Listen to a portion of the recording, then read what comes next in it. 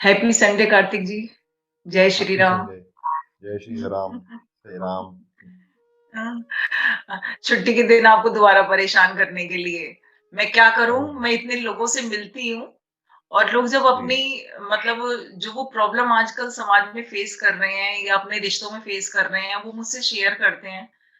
तो वो चीज़ें ना कई बार सोचने को मजबूर कर देती हैं।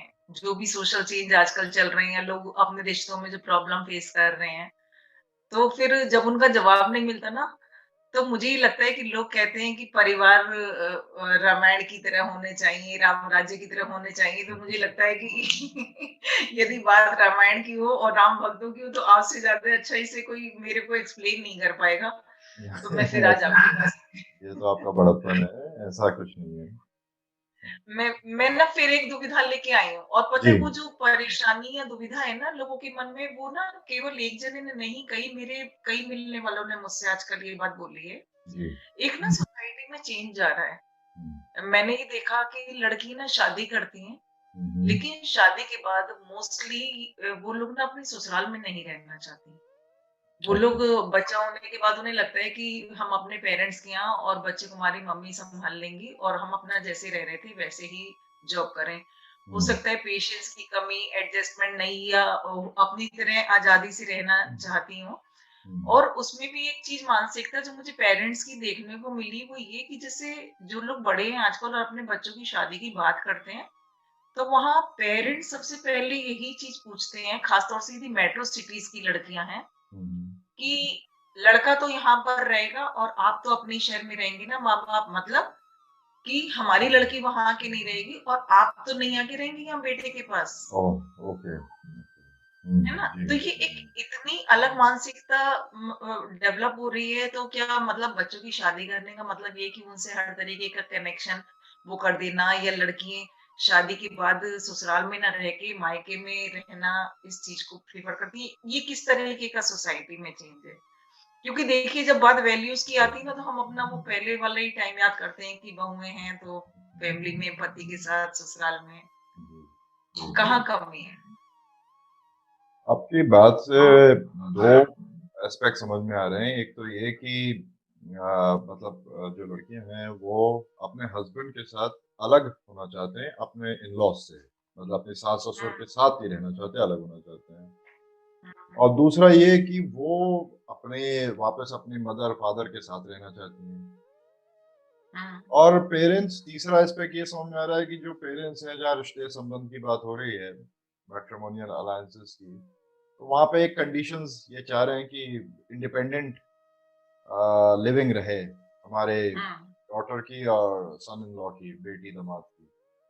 हुँ, अब ये जो सोसाइटी में जो हो रहा है, ये तो सब बड़ी बेसिक बातें हैं, हम और आप अच्छी तरह जानते हैं कि जैसे-जैसे एडवांसमेंट होता जा रहा है सोसाइटी का in the sense of technology और प्रॉस्पेरिटी और इंडिपेंडेंस, जॉब की, एम्प्लॉयमेंट की, बिज़नेस की, तो वहाँ बड़ी यंग एज पे ही जो हमारे यूथ हैं, वो इंडिपेंडेंट हो रहे हैं।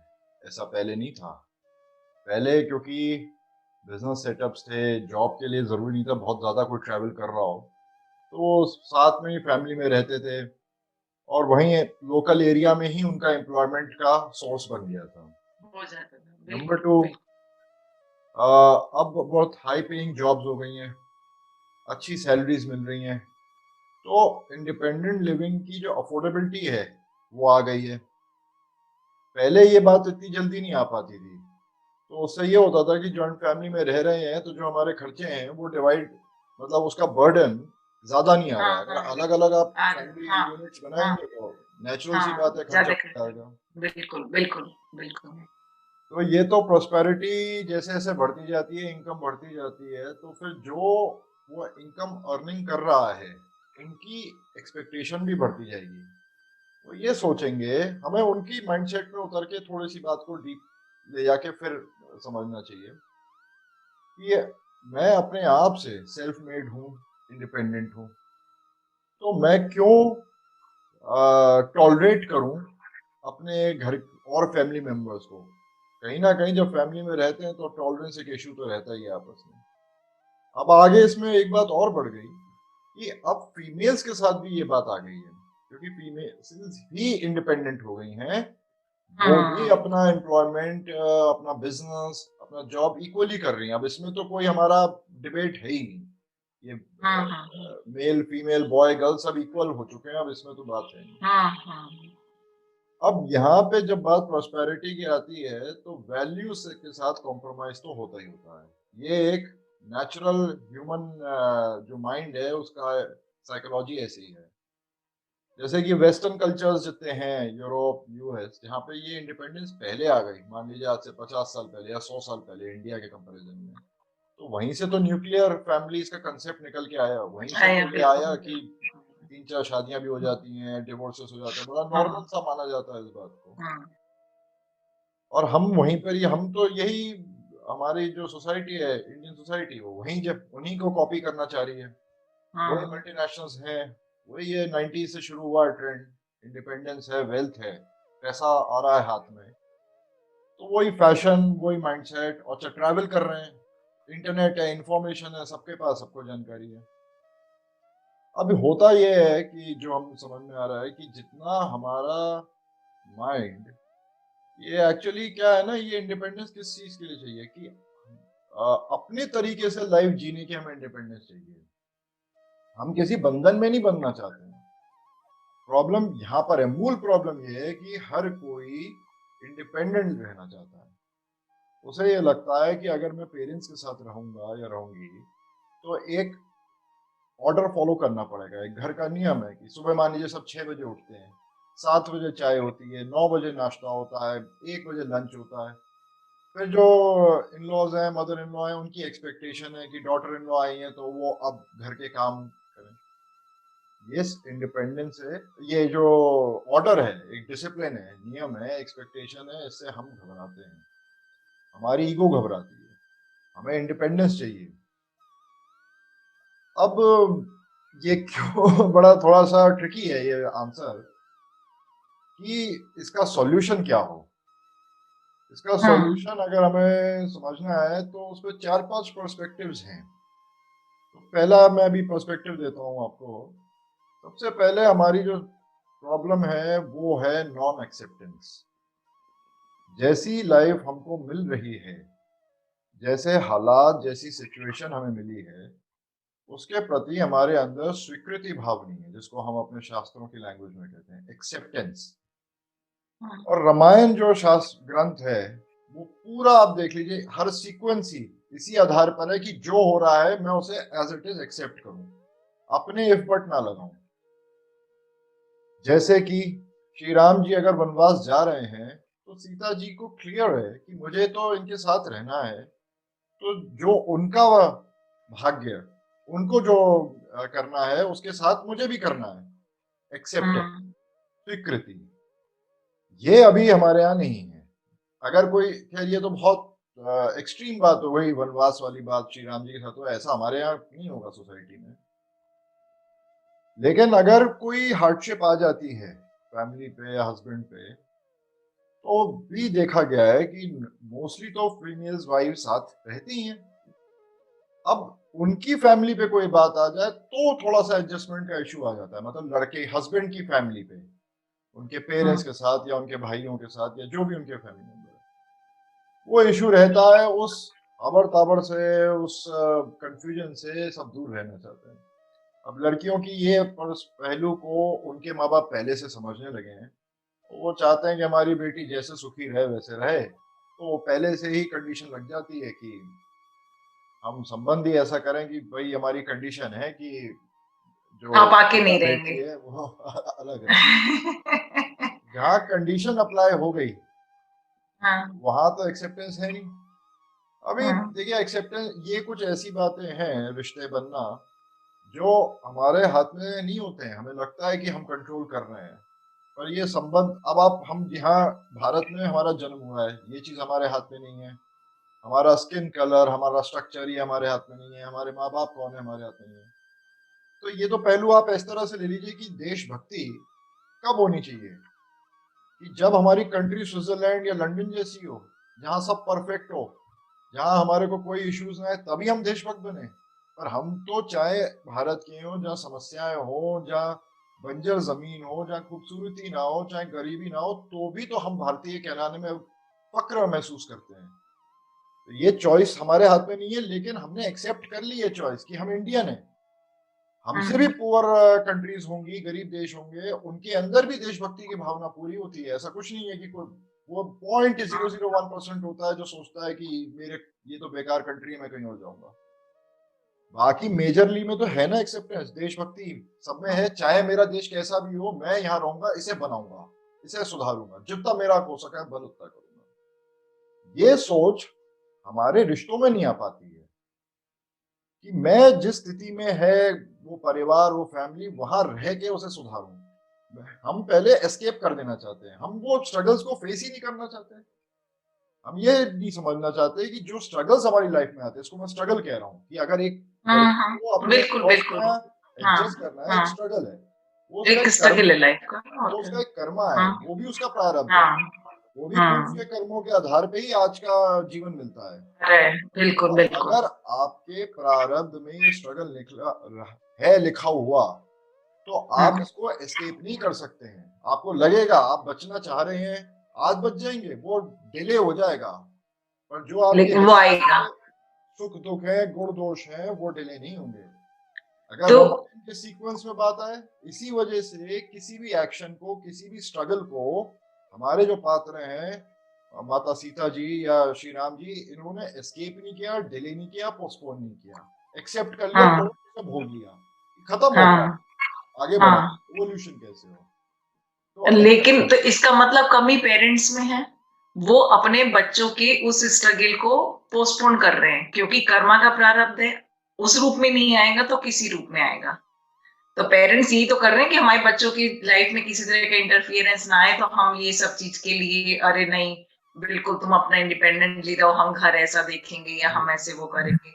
है ना? तो कमी मतलब बच्चों को जो एक सोच विकसित हो रही है उसमें कहीं ना कहीं पेरेंट्स की ही कमी है कि वो उनको दो नहीं 2 ठीक बातें से जी, माइंड। जी, जी, जी।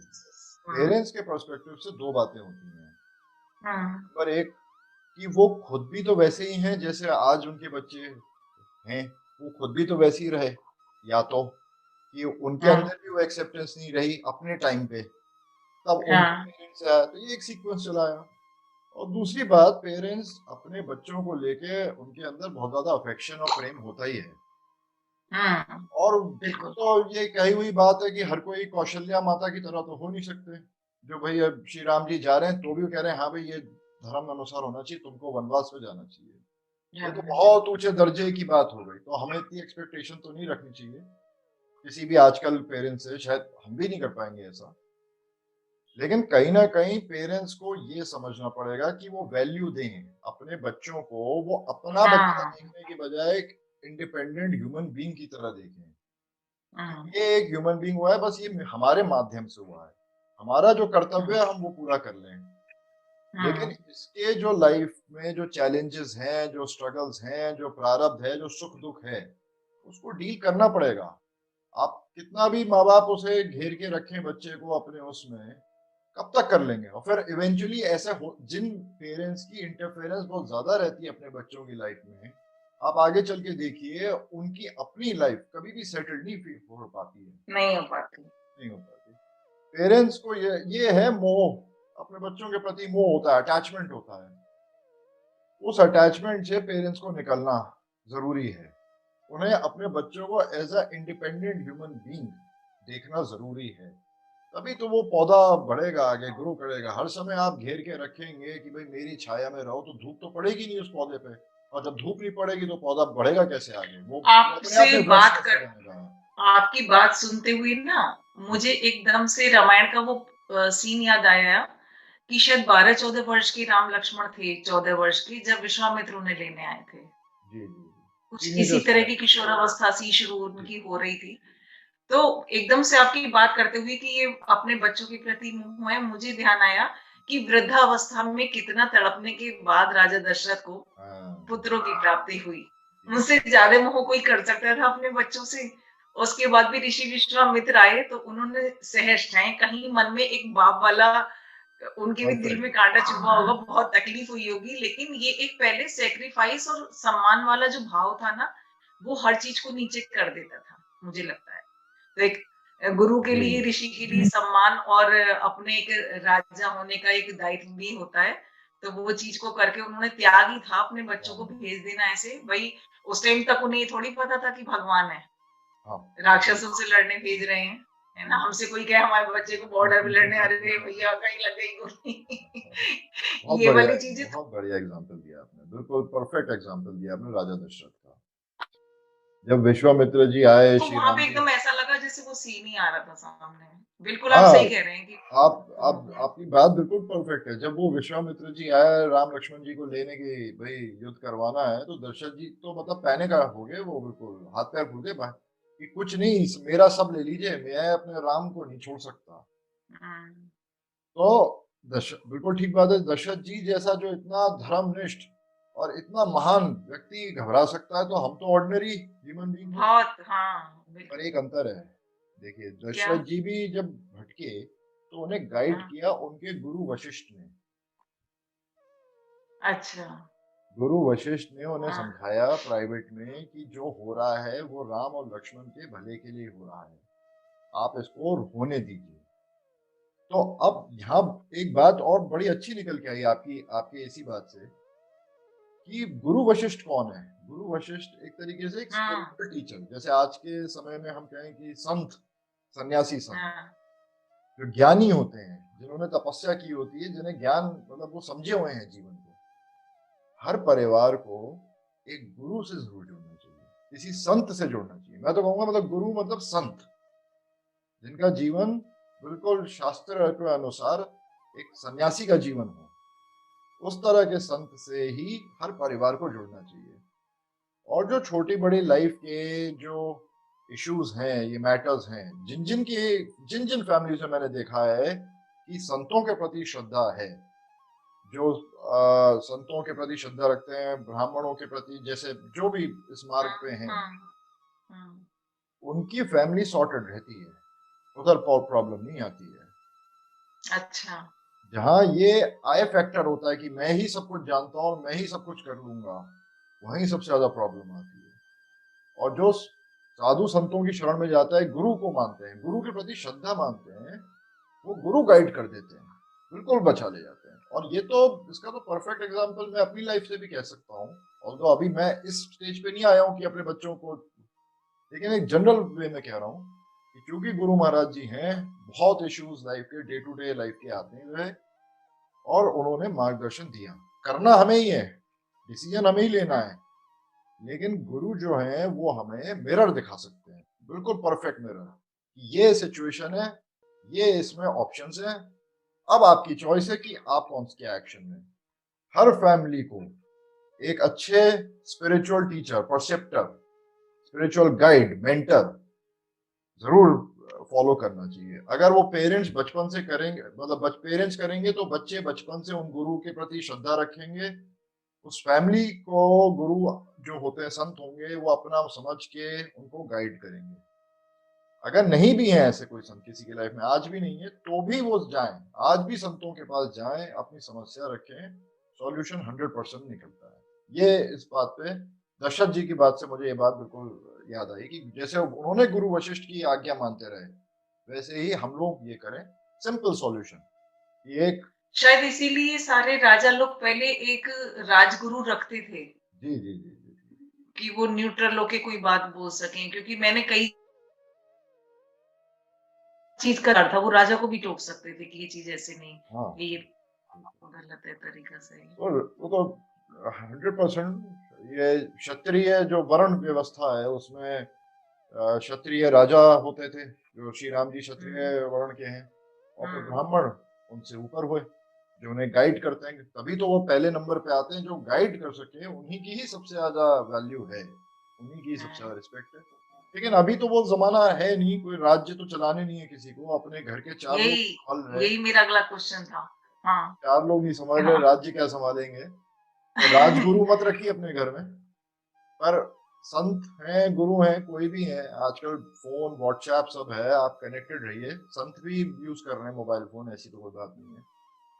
तो बट एक तो अच्छा गुरु पाना बहुत मुश्किल है। दूसरी मैंने एक चीज़ नोट की, हमारे शास्त्रों में ना गुरु को पाना या खोजने के लिए लिखा है, लेकिन स्त्रियों के लिए तो कहीं नहीं है कि आप गुरु बनाओ या गुरु खोजो। मुझे लगता है सब जगह पुरुषों को ही शायद इसीलिए बेटर हाफ कहा गया है स्त्रियों को कि पुरुष जो कुछ भी पुण्य लाभ कमा लेंगे तो उसमें आधा हिस्सा हमारा है ही है। हाँ, नहीं बेयर स्त्रियों करिएगा। ये चीज के मुझे हमेशा बहुत वो रहता है, कहीं भी ना स्त्रियों के लिए नहीं है। अधिकतर स्त्रियों के लिए ये लिखा है कहीं धर्मशास्त्रों में पढ़ो तो कि अपने घर गृहस्थी को अपने पति और बच्चों के लिए करना यही सबसे बड़ी वो है। यदि कहीं लिखा भी है तो मतलब कहीं स्त्रियों के लिए नहीं है ऐसा कि आप गुरु बनाओ या गुरु की शरण में जाओ। जहाँ कहीं है तो वो पुरुषों के लिए लिखा है। तो इसके बारे में कुछ, क्योंकि ये चीज मेरे भी मन में दुविधा, मैं आपको बताऊं मैंने आज तक कोई गुरु नहीं बनाया। जी और कई लोग मुझसे कहते हैं कि आपका कोई गुरु नहीं है, बिना गुरु के तो जीवन बेकार हो जाता है। और भावसागर से हमने भी पढ़ा है, हम भी इस चीज को जानते हैं, लेकिन आजकल जो समाज में हो रहा है ना, तो उससे क्या कहते हैं, मुझे लगता नहीं कि मतलब मैं कभी कोई गुरु बना पाऊंगी। नहीं तो नहीं कैसे, इसमें क्या गुरु बनाना जरूरी है? क्या गुरु पहले बनाना पहले तो जरूरी मैं कहूंगा कि आप बहुत लकी हैं कि आपके पास ऐसे आपके वेल विशर हैं जो कह रहे हैं कि गुरु बनाना बहुत जरूरी है और आपके गुरु नहीं है। ये अपने आप में बहुत है? बड़ी बात है, आज सुनने को नहीं मिलता ये बातें। आज तो जो अच्छा। इमेज हमारे सामने गुरु की बनी हुई है संतों की कि ये मीडिया हाँ, कि क्या हाँ, हाँ, है, बाबा जैसे बड़ा एक वो बन गया है। बहुत हाँ, बहुत बिल्कुल। लकी है, बहुत ईश्वरीय कृपा है, ऐसे वेल विशर हैं आपके साथ। अब अगर मैं शास्त्रों के जो आपका सवाल है ना, इसमें अगर शास्त्रों अनुसार चले, वेदांतिक जो प्रिंसिपल्स हैं, उसमें स्त्री के लिए जो निर्धारित किया गया है वो है पतिव्रत धर्म। हाँ, वो एक्सेप्ट करना आज के टाइम में बहुत मुश्किल हो चुका है, जैसा अभी पहले हमारी बात हो चुकी है इंडिपेंडेंस डे। हाँ, बिल्कुल। लेकिन पतिव्रत धर्म को इस तरह से समझना चाहिए कि पति अलग कर दीजिए और व्रत अलग कर दीजिए, पहले तो फर्स्ट स्टेप। अच्छा, अब अच्छा। दूसरी स्टेप, आप अपनी लाइफ में कितने तरीके के व्रत रखते हैं? हम लोग सभी रखते हैं। हर कोई ऐसा सिविलाइजेशन, ऐसा कल्चर, ऐसा रिलीजन नहीं है जहाँ जिसमें फास्टिंग व्रत ना हो। ये दूसरी बात। तीसरी बात, व्रत का असली अर्थ क्या है? कि कोई होता है कि मीठा छोड़ देना, अक्सर खाने पीने की चीजों के व्रत होते हैं, नमक छोड़ देना, अन्न न करना, या फलाहार पे रहना, या सिर्फ जल पे रहना, या जैन है तो जल भी छोड़ देते हैं, हम्म, एकादशी है। तो खाने पीने पे जो कंट्रोल है वो व्रत हुआ। लेकिन जरूरी नहीं है खाने पीने का हो। कई आपने एक संकल्प ले लिया कि मैं रोज संकल्प लिए, हाँ। एक परिक्रमा हाँ, कर रहा हूँ, ये भी एक व्रत है। हाँ, वो भी व्रत है। तो अब ये तो हो गई तीसरी बात। चौथी बात, इसका पर्पस क्या है? इसका साइंटिफिक पर्पस क्या है? ये सिर्फ ये मत सोचिए कि लिखा हुआ है इस वजह से हम कर देते हैं। सोचना इस पे चाहिए कि इसका पर्पस क्या है। व्रत का मतलब ये है कि मन को आपने एक जो आपकी पसंदीदा चीज है उससे समेट के खींच लिया। उससे आपके जो संकल्प शक्ति है, जो डिटर्मिनेशन है, वो मजबूत बनता है। वो जब मजबूत बनता है तो जो आपकी इच्छा है, उस इच्छा पूर्ति में वो संकल्प हाँ, शक्ति मिल जाती है। सिंपल हाँ, लैंग्वेज में आपके अंदर जो सोल पावर है, जो स्पिरिचुअल पावर है, वो एनहेंस हो जाती है। इस वजह से व्रत सक्सेसफुल होते हैं। जैसे आपने कोई एक संकल्प कर लिया कि मैं मेरी ये एक इच्छा है, और आपको जैसा हाँ, बताया गया कि 40 दिन आप ये फलाना अनुष्ठान करें, व्रत। करिए, हाँ, हाँ, ये अक्सर इच्छाएं पूरी हो जाती हैं जो ईमानदारी से वो व्रत कर लेते हैं। अब इस व्रत को पतिव्रत धर्म से जोड़िए। तो स्त्री के लिए ये एक तरीके से पतिव्रत, ये एक लाइफ लॉन्ग का व्रत है। हाँ, ये एक तरीके की साधना है, एक तपस्या है कि जैसा भी हस्बैंड का आपको जो मिल रहा है सामने से, हाँ, तो एक्सेप्ट करते चलिए। करते जो चले। आपका जो वो धर्म है, जो आपका जो सही आचरण है, वो सही रखिए। अगर आप ऐसा करते चलेंगे तो इसका मतलब आपके अंदर जो तप का बल है, जिसको कहते हैं ना कि तो सालों हजारों साल की तपस्या करते हैं, वो एक स्त्री हाँ, एक हाँ, जन्म में एक पतिव्रत धर्म पालन करने से प्राप्त कर लेती है कि देवताओं कर के लेते सामने नमस्कार कर देते हैं। और देवता से ऊपर हैं। जो नारायण है, श्री राम है, वो भी सरेंडर्ड है, क्योंकि ये सृष्टि जो है ना कुछ प्रिंसिपल्स पे चल रही है, कॉन्स्टिट्यूशन पे चल रही है, उसमें भगवान भी हस्तक्षेप नहीं कर सकते हैं। अगर किसी स्त्री ने ये पतिव्रत धर्म पालन, जैसे माँ अनसुईया का आता है मानस में, जो सीता जी को बताती है, हाँ, हाँ, तो हाँ, भगवान भी कहते हैं भाई मैं आई एम हेल्पलेस। तो ये आपके पास, मैं कहता हूँ ये एक चॉइस है, आप इसको एज अ चॉइस लीजिए।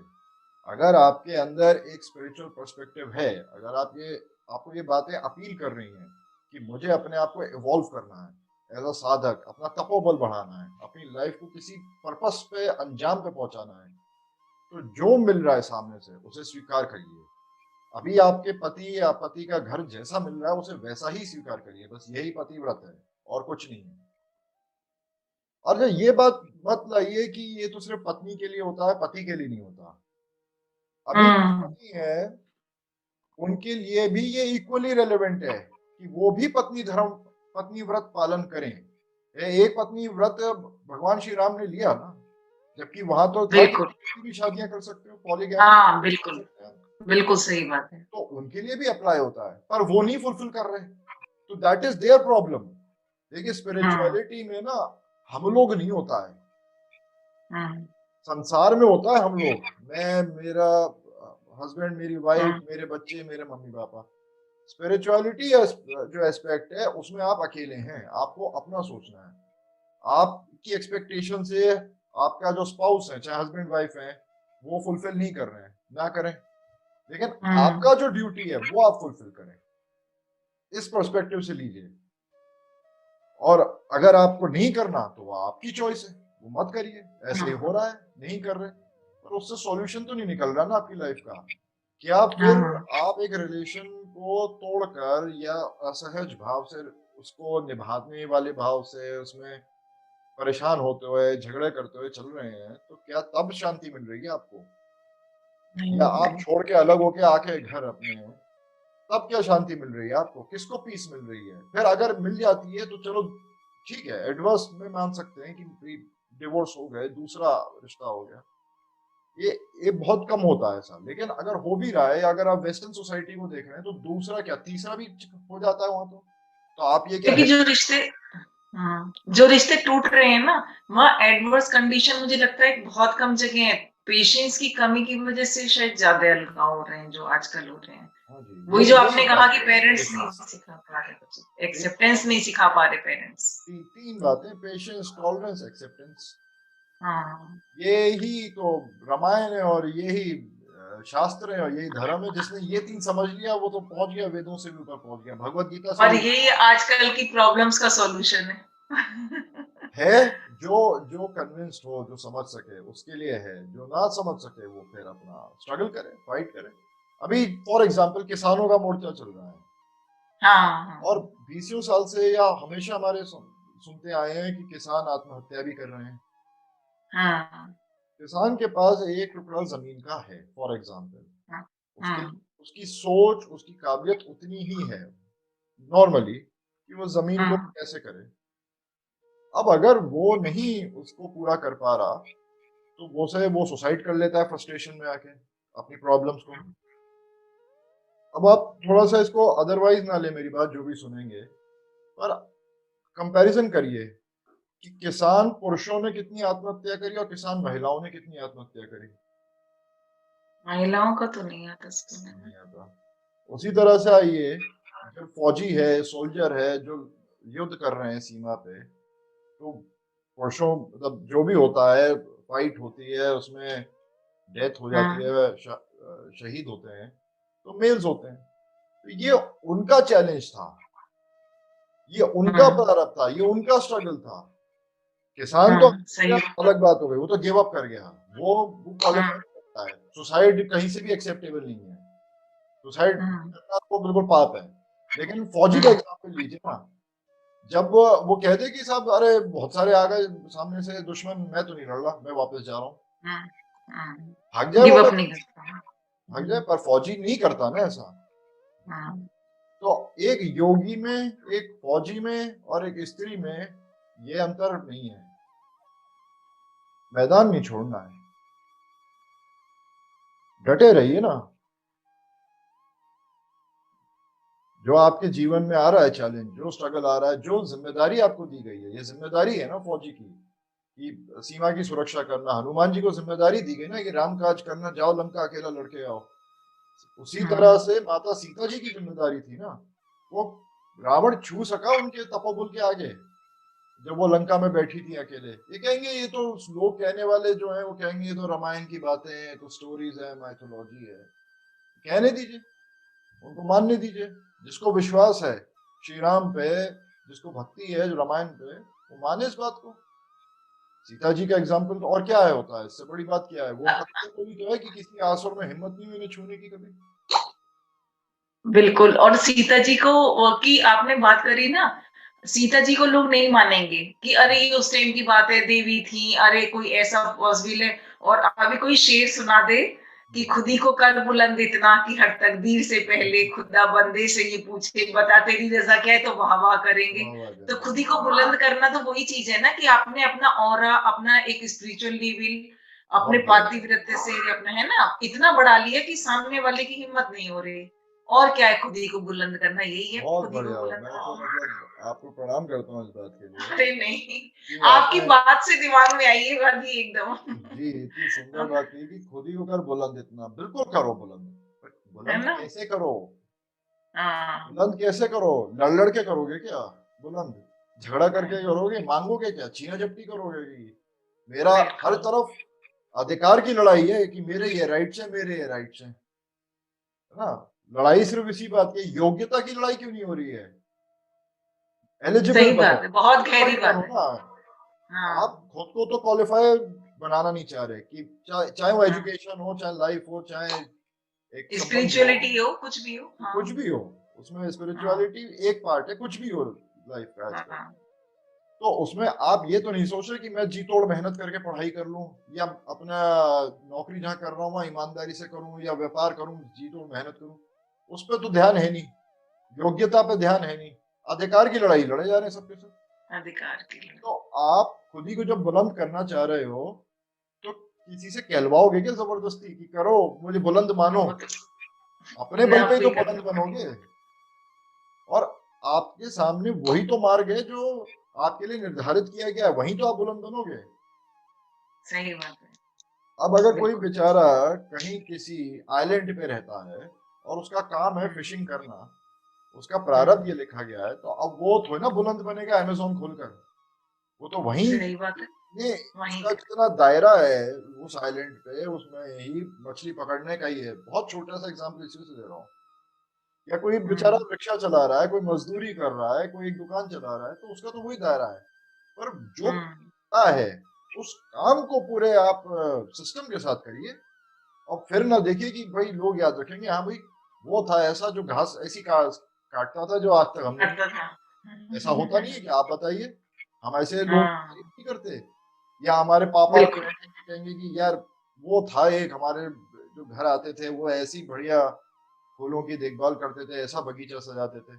आजकल के माली तो ऐसे नहीं करते। ये अक्सर सुनने में आता है हम्म। ना इस तरह के हाँ, कंपैरिजन। बिल्कुल सही बात है। बस जो मिला है उसको ऐसा करिए ना। तो अब फनी वे में ना ले, लेकिन जिसका ये कहा गया, उस माली ने ही तो अपना जीवन बुलंद करा। कि हाँ, आज जाने के 50 साल बाद भी हमारे पिताजी उसकी तारीफ कर रहे हैं। इससे बुलंद जीवन किसका है बताइए? मतलब जैसे रोल चाहे छोटा सा मिले पिक्चर में, लेकिन गहराई वाला भी नहीं। माली का चाहे वो छोटा सा रोल है, बिल्कुल। लेकिन उसने राम करा है राम ना। सेतु जब बन हाँ। रहा था तो सिर्फ वानरों ने पत्थर, बड़े बड़े पत्थर उठा के डाले थे, वो ठीक है। लेकिन एक इतनी सी हाँ। मछली भी जो अपना पार्ट प्ले कर सकती थी, एक चिड़िया, एक मछली, एक गिलहरी, वो तक थी। वो श्री राम जी, उनको भी तो, वो भी तो उन्हीं के जीव हैं। वो भी तो हाँ। है, वो सबका कंट्रीब्यूशन मैटर करा। वो राम सेतु सिर्फ वानरों ने नहीं बनाया है। श्री राम की कृपा हर जीव के साथ है। पुरुषार्थ करने का काम जीव का है। जिस जितनी क्षमता के साथ, जितनी कैपेसिटी है, उसमें करिए पुरुषार्थ। जब मछली सागर में रहती है तो उसे भी तो डर अपने से बड़ी मछली का होता है, बड़ी मछली को शार्क का होता है, शार्क को किसी का होता होगा, क्रोकोडाइल का होता है। रहता तो हर कोई खतरे में है, रहता तो हर कोई एक अनफेवरेबल सर्कमस्टेंसेस में है। तो हुँ, नेचर ही ऐसा है, सृष्टि ऐसी है। इसका काम ही यही है कि जीव को चैलेंजिंग पोजीशन में डाले। अगर हर सब कुछ बड़ा अच्छा-अच्छा, रोज़ी-रोज़ी, गुडी-गुडी होगा, तो हम सीखेंगे क्या? बनेंगे क्या? आगे बढ़ेंगे। बनेंगे क्या? जब हाँ, तक लाइफ में कोई कमी नहीं देखेंगे, तभी तो हम उसे पूरा करेंगे। पैदल चलते हाँ, थे, फिर घोड़े पे आए। घोड़े से फिर व्हील का इन्वेंशन हुआ। व्हील से कार बनी, कार से प्लेन बना। कमियाँ देख कर ही तो आदमी उसे पूरा करेगा। उसी तरह से आप इसको ले लीजिए, अपने दाम्पत्य जीवन को। कमी है, तो क्या करें? छोड़ के भाग जाएँ? कहाँ कहाँ भागोगे? क्या वो छोटी कहाँ नदी भागोगे? सागर में अपने आप को कहाँ भाग सकती है? क्या वहाँ खतरा नहीं होगा? वहाँ ये चैलेंजेस हुँ, नहीं आएँगे? आप बिल्कुल अलग तरीके के होंगे। बिल्कुल होंगे। आप सोचते हैं हम अपने मम्मी-पापा के घर वापस आ जाएँ, फॉर एग्ज़ाम्पल लड़कियाँ अगर हाँ, नहीं हाँ, हाँ, करती हैं, हाँ, तो जब आपके घर में आपके और भाई-बहन जो भी हैं, रह रहे हैं, उनकी फैमिली आगे बढ़ेंगी, तो ये भी आप लिख के रख लीजिए कि आपको अनवांटेड फीलिंग आ वही आपके अपने लोग ही देना शुरू कर देंगे। एक बात को आखिरी आपके माँ-बाप मरते दम तक आपका साथ नहीं छोड़ते हैं। लेकिन हुँ, फिर तो आप एक ये तो एक व्यावहारिक स्तर पे बात कह रहा हूँ मैं। अरे आपके हुँ, भाई हैं, चलिए भाई से भी अच्छी बनेगी, क्योंकि भाई की अपनी वाइफ होगी, उनके अपने बच्चे होंगे, हाँ, वो कहेंगे ये तो हमारा वहाँ एडजस्टमेंट आ जाएगा। भई हाँ, एक नया मेंबर आ रहा है तो वहाँ एडजस्टमेंट आ जाएगा। आप अपने यहाँ नहीं करना चाह रहे थे, अब आपको अपने यहाँ करना अपना पड़ेगा। करना तो फ्रिक्शन करना तो वहाँ पे भी क्रिएट होगा। हाँ, आप आप अपनी लाइफ के कर्मा से भाग नहीं सकते, हाँ, किसी चीज़ नहीं भाग सकते। ये तो बिल्कुल क्लियर है। जब वो निषाद राज और लक्ष्मण जी बात कर रहे थे, निषाद राज जी रोने लगे थे कि श्री राम जी और सीता जी को उधर घास-फूस पे सोता हुआ देखकर, कहाँ राजा, मखमल वगैरह। लक्ष्मण जी कहते हाँ, हैं हाँ, किसी का दोष नहीं होता। निषाद राज ने कहा कि हाँ, कैकई की कुटिल बुद्धि वगैरह-वगैरह नाम दे दिए। हाँ, लक्ष्मण जी ने कहा कि किसी का दोष नहीं होता, हर जीव अपने प्रारब्ध का वह भोगता है, तो उसे भोगना हुँ, पड़ेगा। उसी तरीके हुँ, से एक कपल है, एक रिलेशंस रिलेशनशिप्स हैं, उसको भी हुँ, आप अपने प्रारब्ध, अपने कर्मों का हिस्सा ही मानिए और निभाने पे ज़ोर रहे, हुँ, तो ही ठीक रहेगा। पेन जो पेन है, वो जो हुँ, दुःख है, जो जहाँ हुँ, सेटल्ड फीलिंग नहीं आ पाती है, उस दुःख की अग्नि में तप के ही सोना निखरेगा। जो बहुत जीवन में सुखी, आनंदित रहा है ना, वो कभी बड़े काम नहीं कर पाया। ये इतिहास उठा के देखिए, जब स्पिरिचुअलिटी या रामायण छोड़ दीजिए, इतिहास पे आ जाइए। और ये बात पेरेंट्स को भी समझनी चाहिए मुझे लगता है। आजकल के टाइम में मुझे लगता है पेरेंट्स को भी ये बात समझनी चाहिए। हाँ, बिल्कुल, अब बिल्कुल। आप राम को ही देखिए, राम जब तक रहे वहाँ पर अयोध्या में, तब तक वो दशरथ पुत्र राम ही थे। शायद स्ट्रगल जब शुरू हुआ वनवास का, तभी वो जाके घर-घर में पूजनीय बने। परफेक्ट, हुँ, बिल्कुल परफेक्ट बात कही आपने कि जब वहाँ से निकले थे तो राजकुमार राम थे और जब लौट के आए हाँ, वहाँ से 14 साल के तो मर्यादा पुरुषोत्तम महा भगवान राम बन के आए। हाँ, भगवान कि राम। वो भी अब आप इसको इस तरह से देखिए कि ये श्री राम जी भी तो थोड़ा-सा एक लग्ज़री कम्फ़र्ट में ही अपब्रिंगिंग हुई अयोध्या में, दशरथ जी के महल में। हाँ, हाँ, हाँ, उनके लिए वो 14 साल का वनवास आवश्यक था। जब तक व्यक्ति मिट्टी में बिल्कुल मिल के, घिस के उनकी जो हो गई ना ट्रेनिंग, तभी वो इतने महान हुँ, बने। ये एक मेरा पर्सपेक्टिव दे रहा हूँ बात में, कि रावण को हरा हुँ, सके। रावण ने भी बहुत स्ट्रगल करके, राक्षस भी आसानी से नहीं बन सकता है रावण कोई सोचे कि हम रावण बन जाए। स्ट्रगल उसको भी करना पड़ेगा, पर वो करेगा अधर्म हुँ, पे।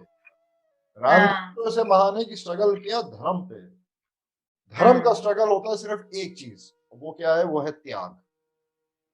और राक्षस का जो अधर्म का स्ट्रगल है वो सिर्फ एक चीज़, वो क्या है? छीनना। छीनना। हमारी जो लाइफ है विपरीत है दोनों। दोनों विपरीत, हुँ, दोनों छोर हैं। हुँ, एक्सट्रीम वाले। एक है त्याग, दूसरा है स्वार्थ, 2 छोर। हाँ, हम इसके बीच के हाँ, ग्रे ज़ोन में हैं। हाँ, कोई थोड़ा त्याग की तरफ है, कोई थोड़ा-सा स्वार्थ की तरफ है। ऐसे जैसे हाँ, पुरानी घड़ी का पेंडुलम यूँ घूम रहा है। जब जैसे हाँ, घड़ी आती है, इधर कभी आ हम गया। उधर हो गए, कभी हम उधर हो गए। हमें तो कोशिश ये करनी चाहिए जो त्याग का छोर है, जो श्री राम जी का छोर है, उधर अपने पेंडुलम को ले जाते रहें। बाकी तो होए सोई जो राम रचि राखा, को करे करक बढ़ाए तू। किसी कवि ने बोला है, बड़ा कठिन है इस दुनिया में मानव का मानव रह पाना। क्योंकि जो कंडीशंस हैं समाज में वो हमें इंसान भी बने नहीं रहना देना चाहती। बिल्कुल, शायद बिल्कुल। यही स्ट्रगल है, शायद यही स्ट्रगल बहुत है ना? बहुत कि हम डिफिकल्ट उसमें है। कैसे, है ना? हुँ, कैसे अपनी उस सच्चाई जो ईश्वर ने हमें देके भेजा है उसको हम कैसे बनाए रखें, उन अच्छाइयों को समाज में कैसे जीवित रखें। क्योंकि डे बाय डे ये सब चीजें त्याग, पेशेंस, एक्सेप्टेंस इतनी अच्छी-अच्छी आपने चीजें बताई, इतने अच्छे वो जो वर्ड मुझे लगता है कि शायद एक सक्सेसफुल और सफल जीवन और समाज का केवल एक जने के जीवन का नहीं, शायद एक अच्छे समाज को हम कैसे बनाए रखें, इसके भी जो ये तीनों आपने ये जो गुण दिए मुझे लगता है यदि ये हर फैमिली और हर इंसान अपने अंदर डेवलप करे तो एक बहुत ही अच्छा समाज जो वो बिल्कुल राम राज्य वाला कहते थे हम लोग वो हो सकता है। शायद हम वही अपनी संस्कृति में खोते जा रहे हैं और अपने बच्चों को दे नहीं रहे हैं आगे। तो मुझे लगता है वो सारी चीज की प्रॉब्लम है। ये भी एक थोड़ा-सा इसको ये भी कहा गया है, ये युग प्रभाव भी है। जो ये कलयुग चल रहा है, यहाँ पे लिखा गया हम्म। है, सारे ही शास्त्रों में मिल हम्म। जाएगा कि कलयुग is the most difficult period for the human being. ये पुरानी हम्म। बातें त्रेता, सतयुग, द्वापर की रहीं, ठीक है, तब की रही हैं। लेकिन कलयुग एक सिर्फ़ ऐसा नहीं होता, फैक्टर जो वर्क कर रहे हैं, ज़रूरी नहीं कि सिर्फ़ एक व्यक्ति की बुद्धि ही काम कर रही है। उसपे समाज का भी प्रभाव पड़ता है। वो चाह के भी सही नहीं कर पाता समाज के प्रभाव की वजह से और फिर एक युग के हम्म। प्रभाव की वजह से भी। हम्म। इतना आसान नहीं है कि इतना किसी सा। एक पे दोष मढ़ दिया जाए या अपने आप हाँ। को पूरी तरह से इससे डील कर लिया जाए। हम में कहीं न कहीं अपने आप में वो कैपेसिटी नहीं है कि हम अपनी बुद्धि को परिपक्व या मैच्योर या परफेक्ट बना सकें। या सोसाइटी और युग का जो इन्फ्लुएंस है, वर्ल्ड का जो इन्फ्लुएंस है हमारे ऊपर आज के वो टाइम का, रहेगा, वो रहेगा। छोटे। और इसी वजह से तुलसीदास जी ने कहा कि कलयुग केवल नाम अधारा। तो सुमिर उन्होंने ये सुमिर कह दिया नर। कि भई आपका पर्पस ये है कि आप अ, दीन बनकर प्रभु राम माता जानकी से सहायता माँगो। और कैसे हम्म। माँगो? बड़ा सिंपल है, राम नाम जप के, बाकी कुछ नहीं करना। कहीं सवा हम्म। रुपए का भी प्रसाद नहीं चढ़ाना। हम्म। वो श्रद्धा का भाव है, वो करना है, आप चाहो तो कर लो, लेकिन कोई वो ज़रूरी नहीं है, मतलब इट इज़ नॉट मैंडेटरी। ज़रूरी ये है कि स्मरण बना रहे हमारे अंदर, चिंतन भगवान का बना रहे और राम नाम जप हो, ये हम्म। कोशिश करते हैं। यहाँ हम जिसे कहते हैं ना इसी। दीनता, मीकनेस, वो हम्म। आनी चाहिए लाइफ में, कि हमारे हम्म। अंदर कैपेसिटी नहीं है, कैपेबिलिटी नहीं है कि हम अपनी लाइफ के चैलेंजेस को डील कर सकें। तो हम हम्म। हेल्प माँगे, डिवाइन हम्म। इंटरवेंशन हेल्प माँगे, सुप्रीम कॉन्शसनेस से हेल्प माँगे। और हम्म। उस हेल्प को माँगने का एक वे है राम नाम जप, जो तुलसीदास जी ने, जैसा जब।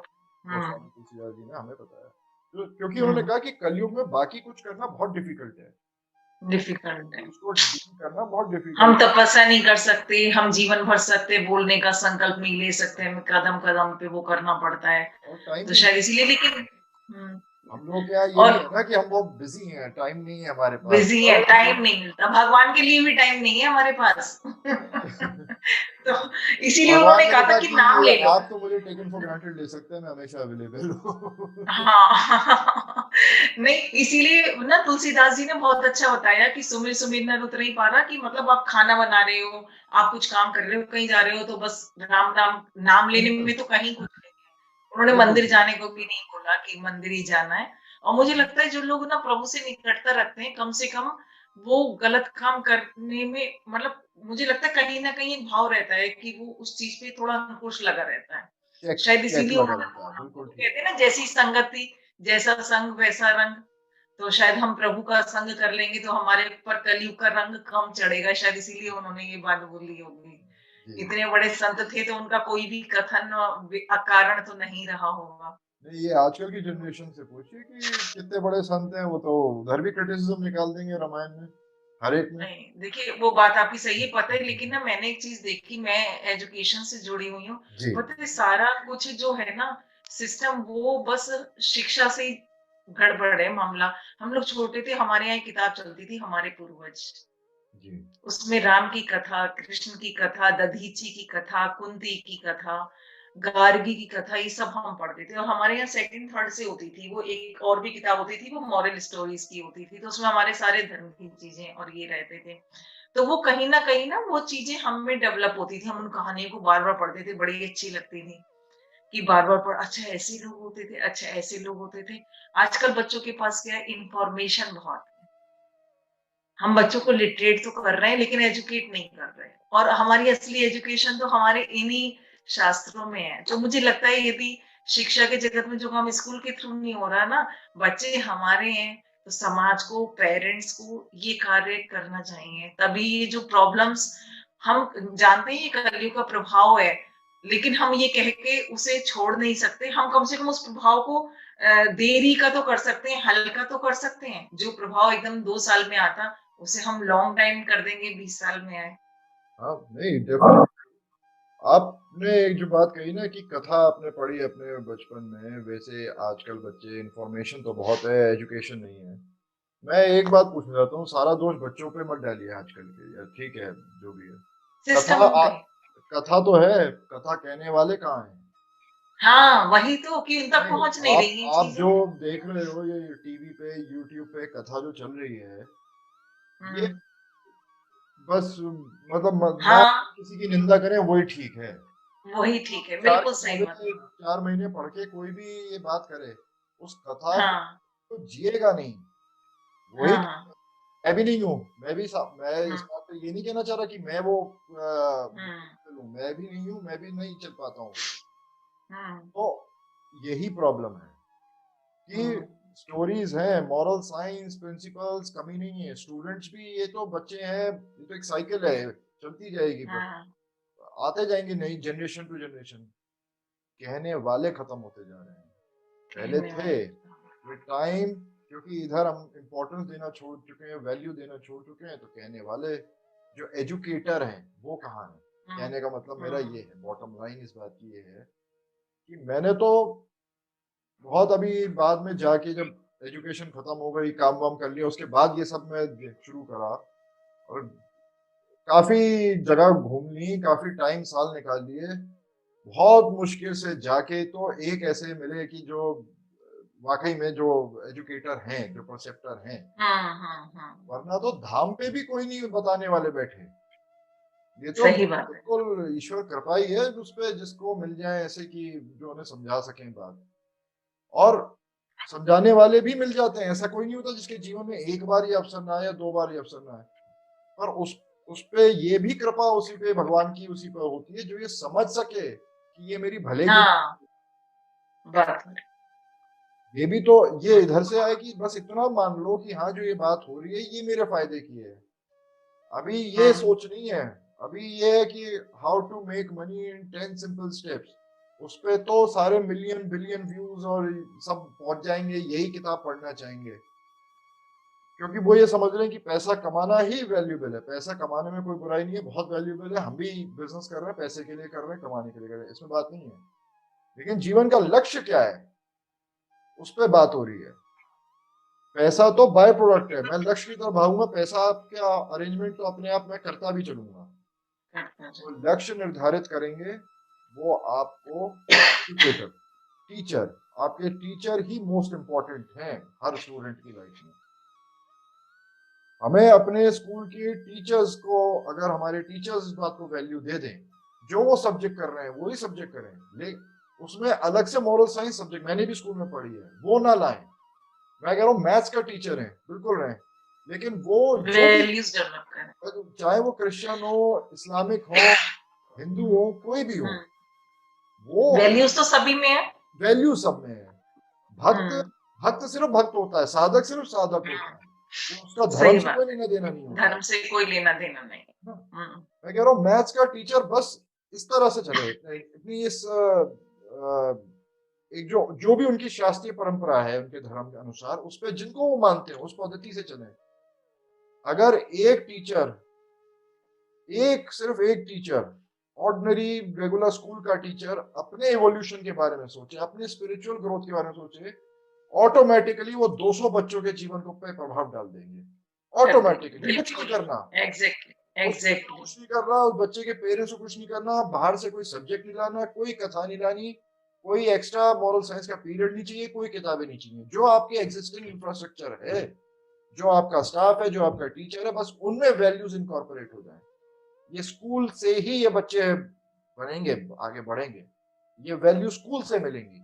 मेरा बिल्कुल जोर है बचपन से ही स्कूल में ही ये जोर देना चाहिए। देना बाद में चाहिए। आके जब बच्चा टीनेज क्रॉस कर लेता है, 20-22 साल का हो जाता है, तब उसकी जो दिमाग के जो कंसेप्ट है इतने जटिल हो जाते हैं कि कोई नई चीज को एक्सेप्ट करना नई चीज़ नहीं इतना करता है, आसान नहीं होता। मुश्किल होता है। बिल्कुल, छोटा बच्चा बिल्कुल होता है सही वो है। फूल होता है, वो तो शी इज लाइक अ हाँ, फ्लावर। उसको जैसा हाँ, आप नरिश करेंगे, जैसा उसे बनाएंगे, स्कूल करेंगे। बनाएगा वो काम स्कूल का है। वो वैसा ही हुँ, नरिश करेगा फ्लावर, वो वैसा ही ग्रो कर जाएगा, वो मोल्ड हो जाएगा।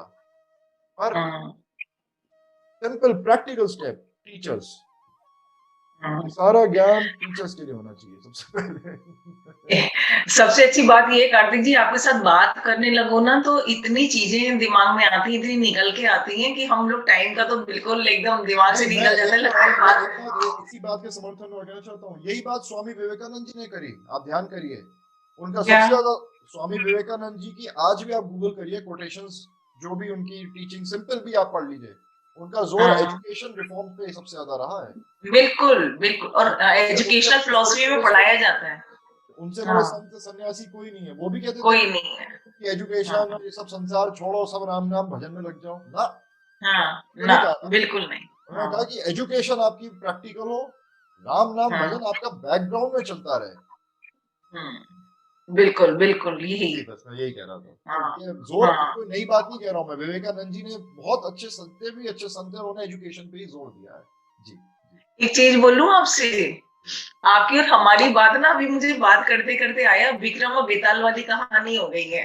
वो ऐसा है क्या? बेताल बेताल विक्रम को लेके आता था और उससे कहता था मेरे प्रश्न का जवाब दे, मैं आती हूँ और आपसे कहती हूँ प्रश्न का जवाब दीजिए। नहीं, नहीं लेकिन ऐसा जो नहीं। कथा पर विक्रम जी सुनाते उससे फिर नए प्रश्न आ पर जाते हैं सामने। यानी आप विक्रम बेताल देखिए, ये समझ जाइए आप ये अर्जुन, मैं भगवान नहीं कह रहा, लेकिन अर्जुन और कृष्ण में भी तो यही रिश्ता था। हाँ, अर्जुन और कृष्ण यही था। आप किसी से संवाद कर रहे हैं, कर वो भी तो एक सवाल और जवाब ही होता है, आप ध्यान दीजिए। असल मैं ये भूमिका बांध रही थी कि मैं आपका पीछा छोड़ने नहीं वाली हूँ क्योंकि आज का जो संवाद हुआ है ना उससे कई चीजें फिर मेरे दिमाग में आई हैं। तो ठीक है, अब वो जिज्ञासाएं अपना समाधान चाहती हैं लेकिन मैं और मुझे सहमत लगता है जो करना। लोग हमारा ये चैनल देख रहे होंगे यूट्यूब चैनल तो उन लोगों के भी मन में होंगी और वो लोग भी अपने जो भी प्रश्न होंगे रखेंगे जी, और कोई बहुत अच्छे प्रश्नों को हम सिलेक्ट करके उन्हें अपनी टॉक में शामिल करेंगे और उनका जवाब उन तक जरूर पहुंचाएंगे और जैसा कि आपने कहा कि कहने वाले कथाएं हैं लेकिन कहने वाले नहीं हैं तो मेरे पास तो हैं कार्तिक पोद्दार जी अरे जो अरे आपको आपकी वाह! सामाजिक समस्याओं का आपके रिलेशन से रिलेटेड कोई भी क्वेरीज है या कोई परेशानी है मेरी तो खैर समस्याएं कोई भी होती है या कोई चिंतन होता है तो मैं तो बराबर संपर्क करती हूँ और बहुत अच्छे जवाब मुझे कार्तिक जी आपसे मिलते हैं और इसी के थैंक यू। साथ ही ना कथा कहने वाले भी हैं और कथा सुनने वाले भी हैं हमें और हमारे यूट्यूब चैनल के दर्शक हैं तो ये मुझे तो लगता है कि शायद वही लोग पहुंचेंगे यहाँ तक भी जिन पर प्रभु की कृपा होगी कृपा हो। देखते हैं एग्ज़ैक्टली। किन किन तक प्रभु की कृपा होती है हम तो उम्मीद करते हैं हमारे साथ बहुत से लोग जुड़ेंगे बहुत से लोगों तक हमारी बात पहुंचेगी